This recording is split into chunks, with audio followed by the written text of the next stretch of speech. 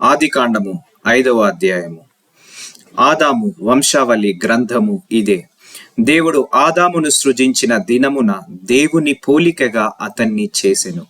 మగవానిగాను ఆడుదానిగాను వారిని సృజించి, వారు సృజించబడిన దినమున వారిని ఆశీర్వదించి వారికి నరులని పేరు పెట్టెను.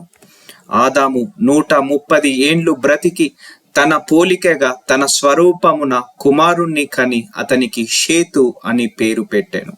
షేతును కనిన తరువాత ఆదాము బ్రతికిన దినములు 800 ఏండ్లు.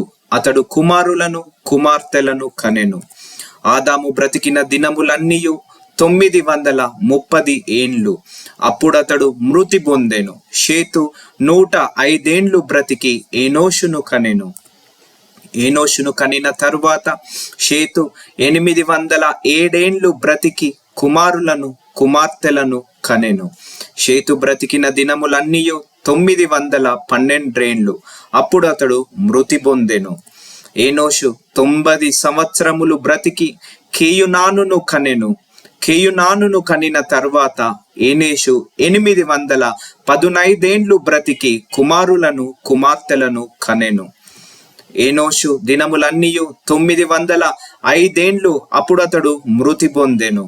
కేయినానును 70 ఏండ్లు బ్రతికి మహలలేలును కనెను. మహలలేలును కనిన తరువాత కేయునాను 840 ఏండ్లు బ్రతికి కుమారులను కుమార్తెలను కనెను. కేయినాను దినములన్నీయు 910 ఏండ్లు. అప్పుడు అతడు మృతి పొందెను. మహలలేలు 65 ఏండ్లు బ్రతికి ఏరేదును కనెను. ఏరేదును కనిన తరువాత మహలలేలు 830 ఏండ్లు బ్రతికి కుమారులను కుమార్తెలను కనెను. మహలలేలు దినములన్నీయు 895 ఏండ్లు. అప్పుడతడు మృతి పొందెను. ఏరేదు 162 ఏండ్లు బ్రతికి హనోకును కనిన తరువాత ఏరేదు 800 ఏండ్లు బ్రతికి కుమారులను కుమార్తెలను కనెను. ఏరేదు దినములన్నీయు 962 ఏండ్లు. అప్పుడతడు మృతి పొందెను. హనోకు 67 ఏండ్లు బ్రతికి మోతుషేలాను కనెను.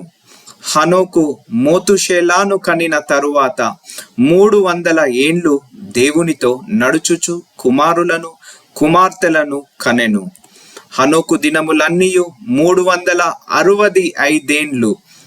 హనోకు దేవునితో నడిచిన తరువాత దేవుడు అతన్ని తీసుకొని పోయెను గనుక అతడు లేకపోయెను. మోతుషేల 187 ఏండ్లు బ్రతికి లేమేకును కనెను.